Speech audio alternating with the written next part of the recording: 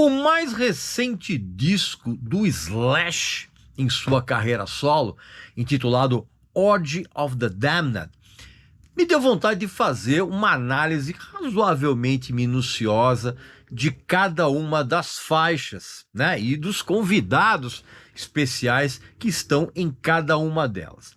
E eu resolvi fazer isso por quê, cara? Porque o canal é meu e eu falo aqui o que eu quiser e quando eu quiser, tá bom? Então, se prepare e presta atenção.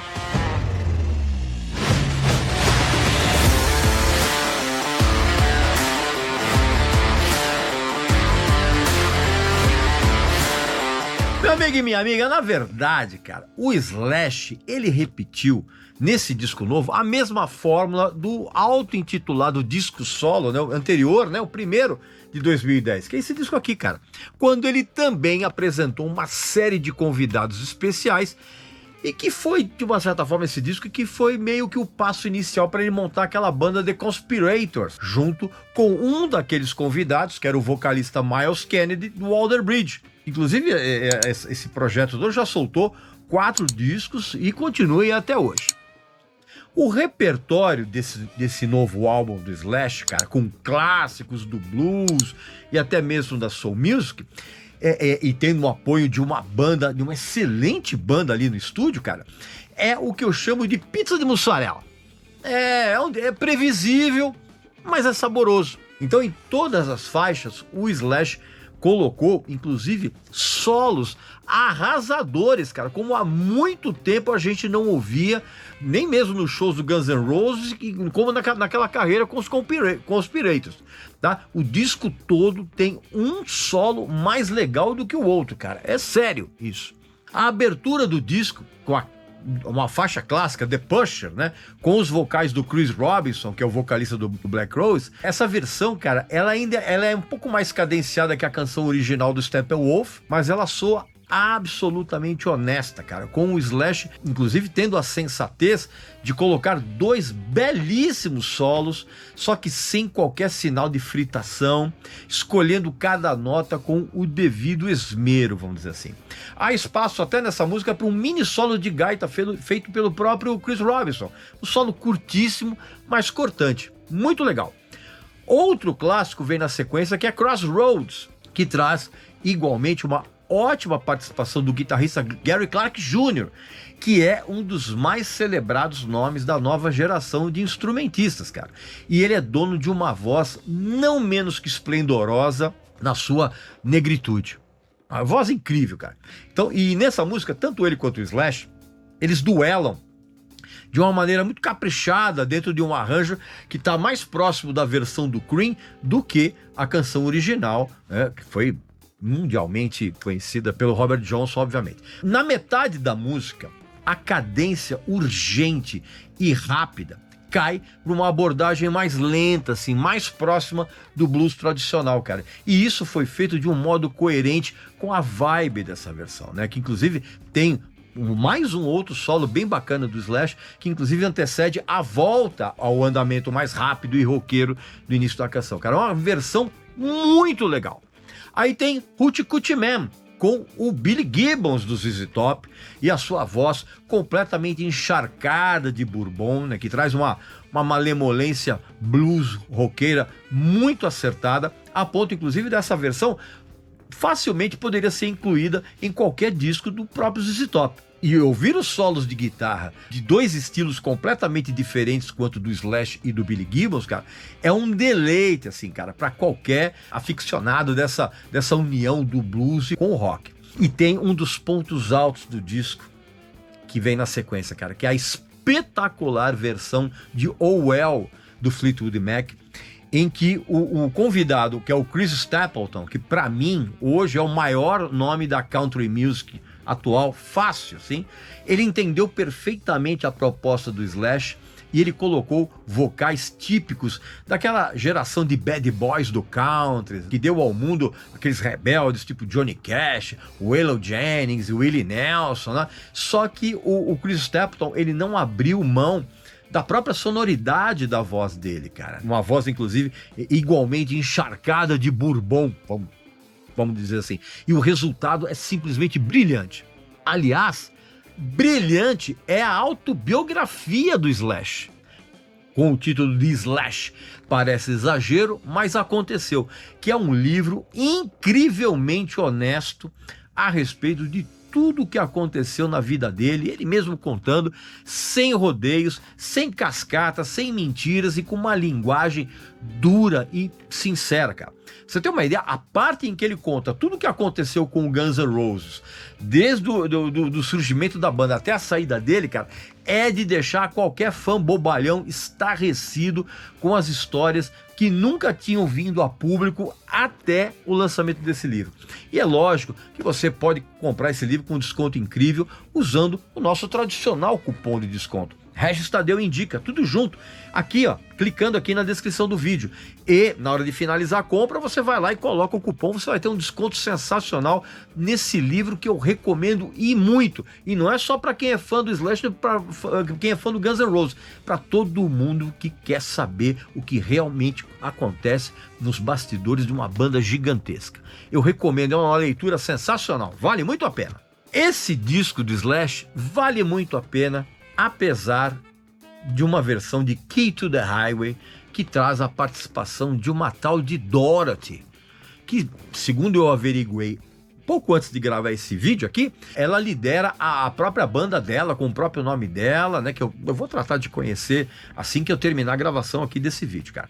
Só que mesmo sem saber de quem se trata, cara, a presença dessa tal de Dorothy nesse clássico standard do blues, cara, acabou soando tão saborosa quanto você derramar uma lata de tinta dentro de uma imensa panela de macarronada que a sua avó italiana acabou de preparar. Ó, nada contra a maneira suja, no bom sentido, com que o Slash tratou essa versão da música, né? Mas os vocais dessa moça, cara, eles soam tão genéricos quanto aqueles calouros do Raul Gil, cara, que se metem a cantar rock no programa sem ter a mínima noção do que cada canção exige, sem a mínima noção do que o rock realmente é, cara.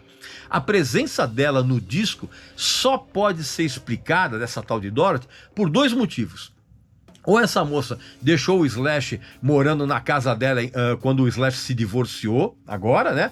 Ou o Slash e ela estão dando uns cutucos aí sem ninguém saber, tá entendendo? Uns cutuquinhos, né? Porque não é possível que alguém, nem mesmo o produtor do álbum, né, que é o veteraníssimo e aclamado Mike Clink, que é um velho chapa do Slash, porque ele já produziu os discos dele, já produziu os famosos álbuns do Guns N' Roses. Não é possível que nem ele tenha dado um toque pro Slash e falado para ele, cara, que a interpretação dessa moça completamente gritada não tem nada a ver com a música e muito menos a ver com o álbum todo, cara. Não é possível que alguém não tenha falado com o Slash a respeito disso, cara.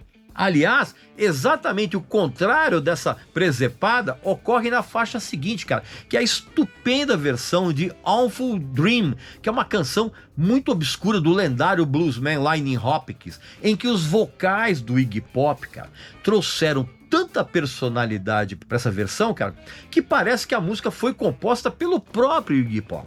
Tá? Inclusive com uma sonoridade acústica entupida daquele melhor uísque americano barato que você vai imaginar e que leva a gente diretamente para uma encruzilhada assim, no meio do pântano da Louisiana, cara.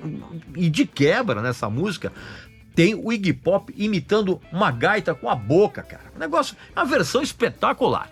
Aí depois vem uma manjadíssima Born Under a Bad Sign. Todo mundo regrava essa música, né? Mas que recebeu aqui, cara, um tratamento caprichado de todos os envolvidos para que o mitológico vocalista Paul Rodgers, aquele do Bad Company, apresentasse uma acertada interpretação comedida até, sem arrobos de exibicionismo juvenil, aquela presepada toda, uma interpretação perfeita até mesmo para realçar outros excelentes solos do Slash nessa música, cara. Na sequência, aparece uma boa surpresa na pesada versão de Papa Was a Rolling Stone, que é um grande clássico do grupo Soul The Temptations, em que a Demi Lovato É, cara, a Demi Lovato, ela mesma, ela trouxe uma interpretação com uma enorme intensidade e vigor.